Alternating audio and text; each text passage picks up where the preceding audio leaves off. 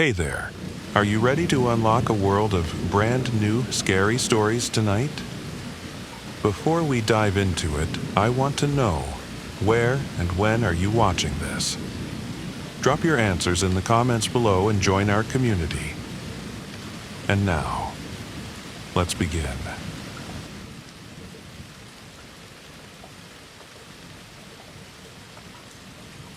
Some nights don't start strange. They become strange. It was quiet. No storm, no wind, just stillness. I was in bed, phone in hand, mindlessly scrolling. There wasn't anything to be anxious about, not yet. The glow of the screen felt harsh in the dark.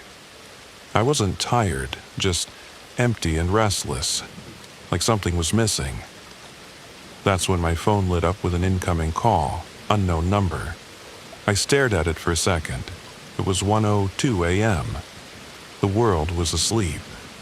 Something told me to ignore it, but I didn't. Curiosity won. I answered without even clearing my throat. "Hello?" I said, already regretting it. A woman's voice, low and shaking, came through. She was whispering like someone might hear her. "He's here," she said. "I don't know where to hide." Instantly, my chest tightened. My brain scrambled for context. Was this a joke? A scene from a prank show? But her tone was off, too raw, too panicked to fake. I sat up, adrenaline kicking in, trying to make sense of it. I had no idea what to say or do.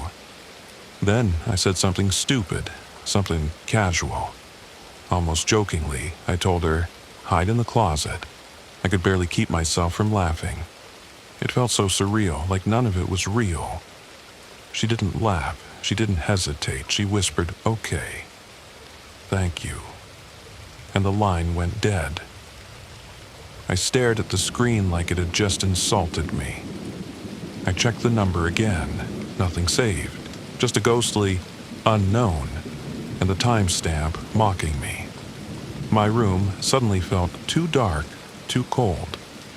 I sat there for a while, just listening to silence, waiting for something else. A callback, a message, anything. But nothing came, just the low hum of quiet dread. Eventually, I convinced myself it was a prank. A strange one, sure, but people do weird things. I turned my phone off and tried to sleep. The next morning felt foggy. I didn't mention the call to anyone. Not because I was scared, but because I wasn't sure it happened. Like maybe I dreamed it and didn't realize. But I kept thinking about her voice. It wasn't the kind you forget after a dream. Later that evening, I was back on my phone. Same routine, same boredom, until a headline jumped out at me. "Woman found dead in her closet." I felt my stomach drop like a trapdoor had opened beneath me. The words didn't seem real, but they were. I clicked the article with shaking hands. No name, no photo, just fragments. Young woman, murdered in her apartment. No signs of forced entry. Estimated time of death, between 1 and 1:30 a.m. The article said her phone was missing. Police believed it might be key to solving the case. That was it. Short, unfinished, unsettling. But it was enough.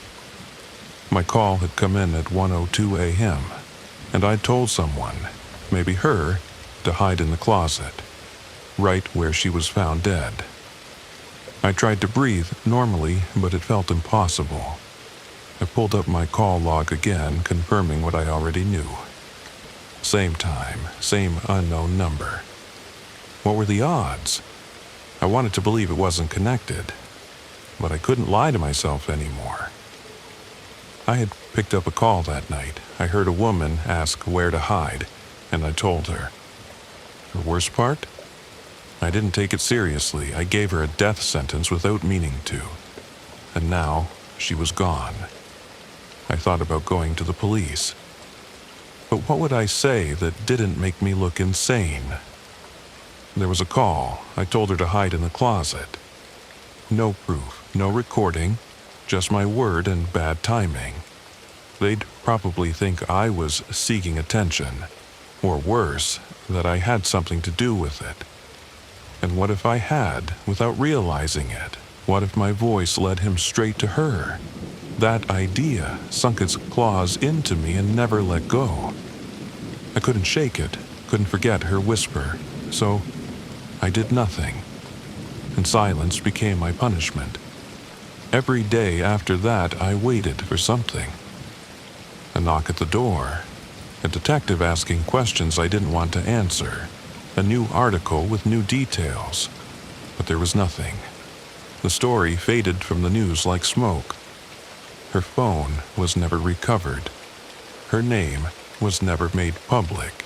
And me, I just kept waking up with guilt, carrying a secret no one knew I held. Not a witness, not a suspect, just a voice that answered at the wrong time. I deleted the call eventually, but not before memorizing the number. It haunted me more than any nightmare ever could.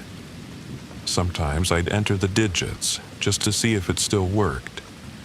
But it never did. Disconnected. Gone. Like her. I tried to pretend it didn't matter, that I hadn't really done anything wrong.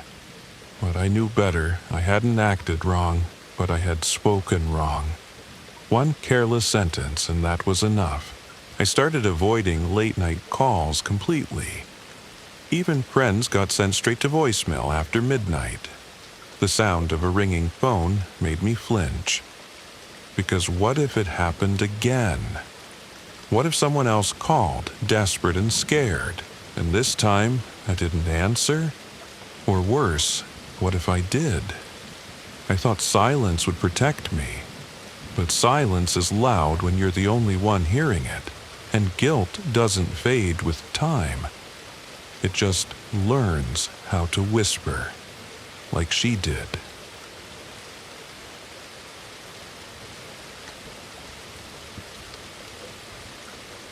I was driving cross-country to visit my sister. Took a few days off work, packed light, and hit the road. Somewhere deep in Arizona, the highway went flat and empty. No cars, no towns, just dry land and distant mountains. The sun was brutal, and my AC was barely holding up. My GPS had stopped updating an hour ago. I had no signal, and my playlist was looping. That's when I saw him, standing alone on the shoulder. Thumb out, a backpack at his feet. No car around, just him. Clean, mid-30s, quiet eyes. Not homeless or threatening, just stranded.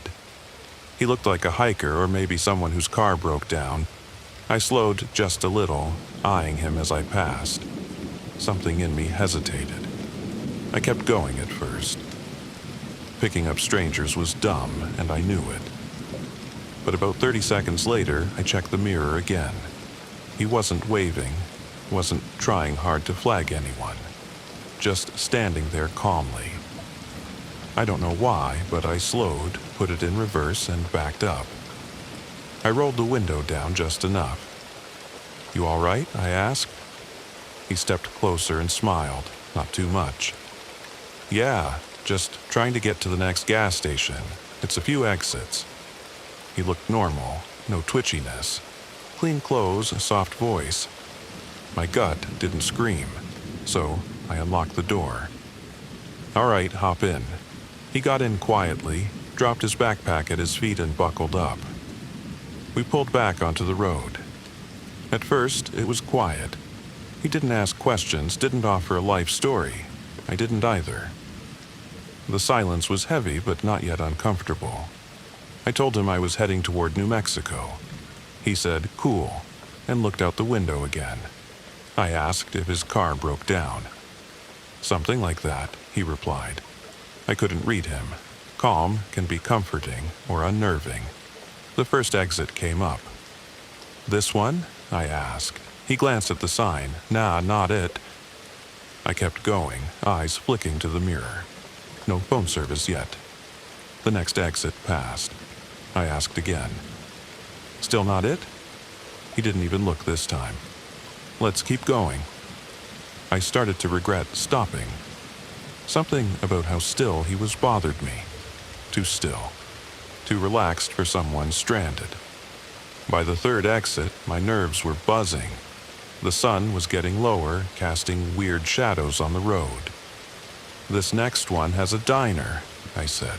You sure you don't want to stop there? He smiled a little. No need. We're almost there. But he never said where there was. I laughed lightly, hoping to shake the feeling. He didn't laugh back, just watched me. I adjusted the rearview mirror and caught his eyes. He wasn't staring at the road, he was watching me. It wasn't hostile, just focused, like he was taking mental notes. I tried to stay calm. I told him I had family waiting, that my husband and brother were meeting me soon. He didn't react, just nodded, like he didn't believe me or didn't care. I considered pulling over and telling him to get out, but I was alone. And if he didn't want to get out, I wasn't sure I could make him. He hadn't done anything wrong, but I was sweating through my shirt. I gripped the steering wheel tighter, faked a few cheerful hums, like I was in control. He didn't speak again, just kept riding like a passenger who'd been there forever. Eventually, I saw a gas station ahead, one of those slightly bigger ones with a few cars and flickering lights. I made a quick turn into it. My friends are meeting me here, I said, trying to sound casual.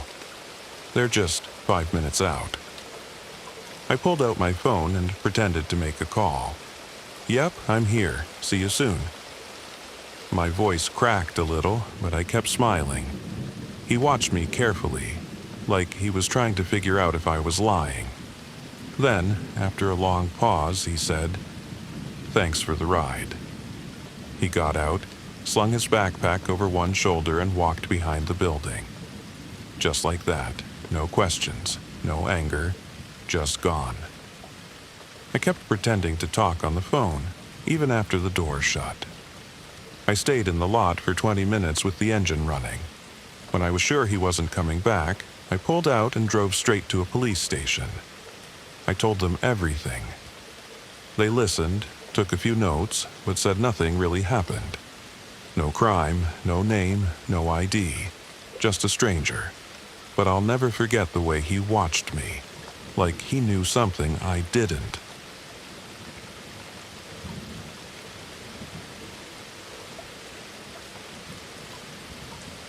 I was already running late. The wedding was supposed to start at 3, and it was already pushing 3:20.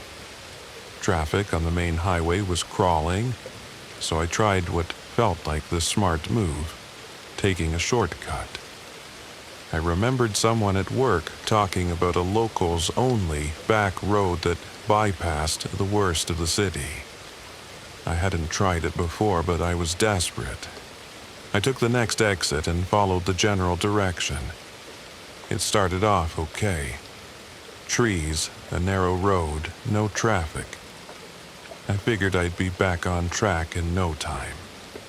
I even felt proud of myself for outsmarting the GPS. The further I went, the stranger it felt. The road kept narrowing, and the pavement turned rough. I lost cell signal fast, which made me a little nervous, but I figured I'd reconnect once I got closer to town again. No houses, no mailboxes, no power lines. I kept glancing at my phone, waiting for a single bar to pop back up. Nothing. I hit a sudden dip in the road and then thud. Not loud, but sharp. Like I'd hit something small and solid. I slammed the brakes. I sat there, staring ahead. My heart was racing. I looked in the mirror but didn't see anything behind me. I put the car in park and stepped out. The air was cold and still. I walked back slowly, expecting to see a rabbit, a raccoon, even a tire. But there was nothing. No marks on the road, no blood. I checked under the car. Still nothing. That's when I started to feel watched. Not by a person, just by the silence itself. It was the quiet that got to me. No birds, no wind, not even the hum of bugs, just this heavy, motionless quiet. It made my skin crawl. I told myself I was just imagining it, just a bit shaken. I got back in the car, locked the doors, and restarted the engine. It worked fine. Still no signal, though. I took a deep breath and kept driving. The road twisted tightly now, cutting through thick woods. It felt like it hadn't been driven in years. I started wondering if the shortcut was even real, or if I had just turned onto an old service road. Every few minutes I thought I saw something. A shape off the road, movement in the trees, but it always turned out to be a shadow or a tree stump. I told myself I was being paranoid. Then I noticed something lying on the side of the road. I slowed down. It was a shoe. Just one. Muddy, worn. I didn't stop. I kept going, faster. A few hundred feet later, I passed a glove, then a torn bit of fabric, spaced out perfectly, like someone had dropped things while walking. My brain started creating stories. Maybe a camper got lost. Maybe someone dumped stuff. But my gut kept whispering, "Don't stop." I wanted to turn around, but the road was too narrow and uneven. I felt like I'd driven too far in to back out now. I just wanted to get through it. I kept going. That's when I saw the sign. A piece of old wood nailed to a tree. Hand-painted in faded red letters. Private road. Do not continue. I should have felt relieved. At least it meant someone had been here. But the way it was written, it felt like a warning, not a rule. My hands were tight on the wheel. I kept driving. I figured I'd hit pavement soon, maybe some kind of rural driveway or the turnoff. But the woods stayed the same. I started feeling lightheaded. I hadn't eaten much that day and my nerves were shot. I kept checking the dashboard, watching the fuel gauge obsessively. If I ran out of gas out here, I was screwed. I tried turning on the radio, just static, no channels. I glanced at my phone again, still no signal, and now the GPS showed nothing. Just a blue dot in the middle of nowhere. It was like the map gave up on me. After what felt like forever, I finally saw sunlight breaking through the trees, and beyond that, a road, an actual paved road. I pushed the gas and didn't stop. I turned onto the new road without even checking where it led.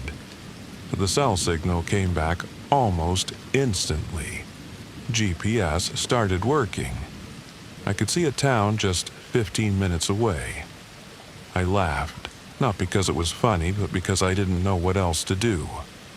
That night, I tried to find the road again on the map. I wanted to prove it to myself.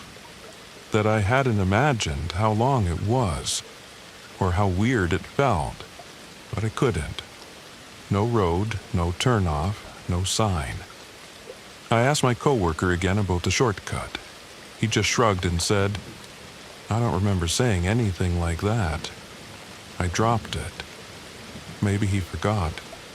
Maybe I heard it wrong. But I haven't driven that way since. I still don't know what I hit, or if I hit anything at all. I never figured out why there were clothes on the side of the road. But sometimes I think about how quiet it was, how empty it felt, like the road didn't want me there. And that sign, it wasn't wrong. I shouldn't have continued. I should have turned back the second my phone lost signal, but I didn't. And that's on me.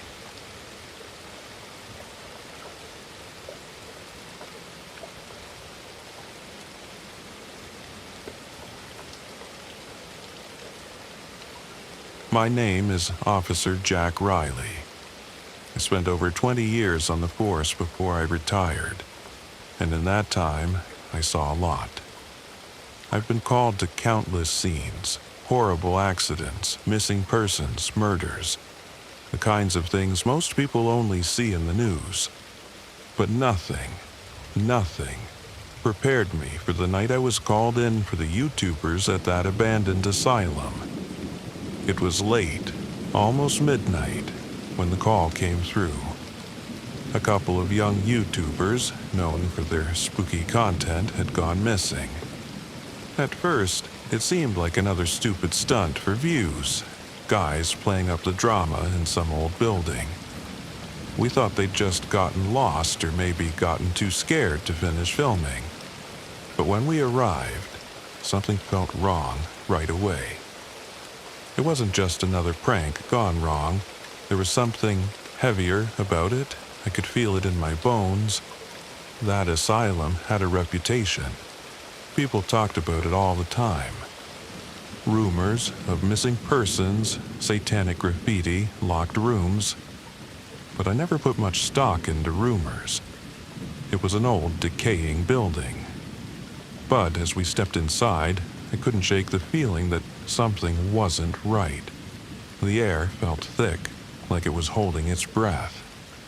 Every creak of the floorboards echoed through the halls. It wasn't just the building. It felt like the place was alive, watching us. And then I noticed the cameras. They were still rolling. When we found their gear, cameras, bags, half-eaten snacks, it seemed like a bad joke. But there was no sign of the YouTubers. No blood, no struggle, no footprints. They had vanished without a trace. I've worked cases like this before, cases where the answers never came. But this was different. There was no logical explanation. We combed through every room, checked every corner, but they were just gone. Nothing was right about it, and I couldn't stop the feeling that we were missing something. Something bigger than we realized. The next few days were a blur. Interviews, more searches, endless questions. The case quickly went cold, but then, a week later, something happened that I'll never forget. I was sitting at home, trying to unwind from the case when I saw it. A new video. It was titled Final Footage, but it wasn't from their account. It had been uploaded to a brand new channel, one I couldn't trace. I thought maybe it was just some sick prank. But as soon as I clicked play, I knew it wasn't. It was the asylum. But it was different. It wasn't the same playful content they'd been filming before. The two of them were there, but something was wrong with them. Their faces were pale, their eyes wide with fear. Nothing like the confident, cocky attitude they'd had earlier. And then, in the background, I saw it. A shadow. At first, I thought it was just a trick of the light, but the more I watched, the more I realized it was moving. It was like the shadow had a mind of its own. They didn't even seem to notice it. It was as if whatever was there was hiding from them. The video cut, just like that in the middle of the footage. One moment, they were there, wide-eyed, terrified, and the next, they were gone. No screams, no sound, just the empty hallway. The camera lingered for a moment longer on the spot where they had stood. The silence was deafening. I sat there, frozen. It was one of the eeriest things I'd ever seen. But the worst part? It wasn't just the fact that they were gone. It was the fact that someone had uploaded that video to a channel no one knew about. It wasn't from their account, it was from something else. Something that had no explanation. I tried to trace the upload, but the channel disappeared almost as quickly as it had appeared. It was as if someone wanted to make sure we saw it, but didn't want us to know where it came from. The whole thing sent a chill down my spine. I couldn't stop thinking about the YouTubers, how they had looked, how they had acted. There was no way they were just playing up the fear. Something had happened to them. Something that didn't make sense.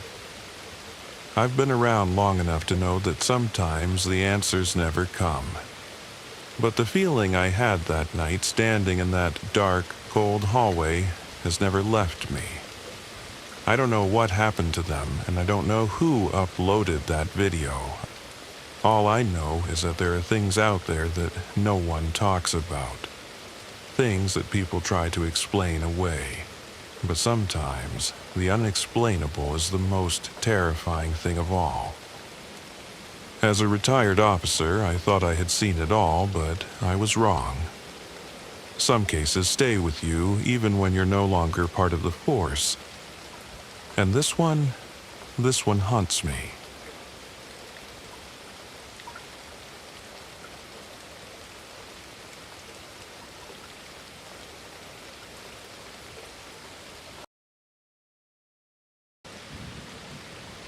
Growing up, I was incredibly close to my cousins. Even though we weren't related by blood, our bond felt as strong as family. I visited them often, and those visits were filled with adventures and secrets shared between siblings of the heart. My cousins used to live with their grandparents, and even now, one of them still does. Their grandparents' home was a grand old house in a quiet cul-de-sac in Chandler, Arizona. It was a 2-story home with 3 bedrooms, a spacious living room, and an imposing staircase that dominated the center of the house. The staircase was large and elegant, with a polished banister and steps that creaked just enough to send shivers down your spine if you weren't careful. I remember that house vividly, not just for its size, but for the sense of mystery that seemed to hang in the air. There was an unmistakable aura of something timeless about the place, as if the house itself held memories of generations long past. It was in that house that one of the most unforgettable experiences of my childhood took place. I was around 5 years old at the time, and my cousin, who was about 6, was my constant playmate. That particular day, the adults were gathered in the living room, chatting quietly while we were left to our own devices downstairs. We had spent the afternoon racing our Hot Wheels cars along the long hallway and making grand plans for our imaginary adventures. The bottom of the staircase served as our favorite playground, a space that was both safe and exciting for our little games.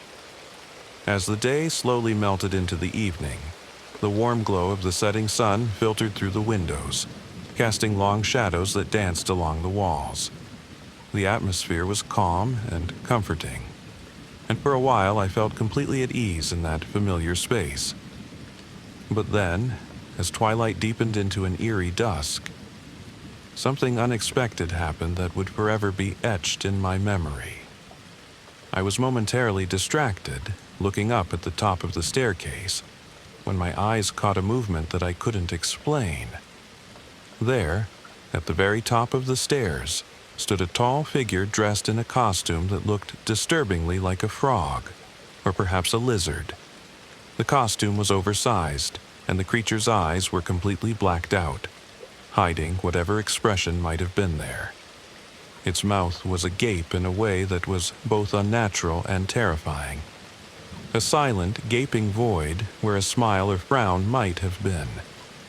The figure was standing directly in front of an open door, behind which the light was inexplicably off, deepening the sense of foreboding. At that tender age, my imagination was fertile ground for fear. The sight of this mysterious lizard man sent a jolt of terror through my small body. I froze, rooted to the spot, unable to move or even utter a single word. My eyes widened in disbelief, and tears began streaming down my face as the fear consumed me. I remember feeling utterly helpless, trapped in a moment that seemed to stretch on forever. It wasn't long before my cousin, noticing my silent terror and the tears in my eyes, also looked up toward the top of the stairs. In that instant, his face contorted into the same expression of horror that I felt, and we both began to cry uncontrollably. The sound of our sobbing filled the space, mingling with the creaks of the old house, and it felt as though the very walls were echoing our fear. In our shared panic, my cousin grabbed my hand, and without a word, we bolted towards the living room. Our only thought was to alert the adults. We had to tell them about what we had seen. We burst into the living room, our voices shaking as we tried to explain that we had seen the lizard man. The adults exchanged glances, their expressions a mixture of amusement and disbelief. They seemed to dismiss our claims as nothing more than a child's overactive imagination, or perhaps an innocent misunderstanding of shadows and costumes. One of the older boys, who was like a big brother to us, rolled his eyes and said, "Come on, let's go check it out so you guys can be quiet." His tone was more exasperated than comforting, and although he clearly didn't believe our wild story, he agreed to take us upstairs to see what had frightened us so terribly. With our hearts still pounding, we followed him up the long, creaking staircase. Each step felt like a descent deeper into a realm of unknown terrors. When we reached the top, we headed straight for the door where we had seen the creature. To our astonishment, the door was now closed, and hanging from the doorknob was a small, worn teddy bear. It was as if the mysterious figure had vanished into thin air, leaving behind only a strange token of its presence. Our big brother asked in a measured tone, "Where did you see it?" I pointed tremblingly at the now closed door, hoping that he would understand the depth of our fear. He took the bear and set it aside, then opened the door and switched on the light inside. For a long, agonizing moment we all waited, our eyes scanning every dark corner of the room. But there was nothing, only the ordinary contents of a quiet, unused space. He shrugged, muttering, "Nothing's there," and led us back downstairs. Despite his reassurance, the memory of that surreal moment haunted me for years. I could never quite shake the feeling that what we had seen was more than just a trick of the light or a child's imagination. Even now, when I think back on that day, I remember the inexplicable chill that ran down my spine and the lingering sense of unease that seemed to cling to me long after we left that room. My cousin and I have often wondered what truly happened that day.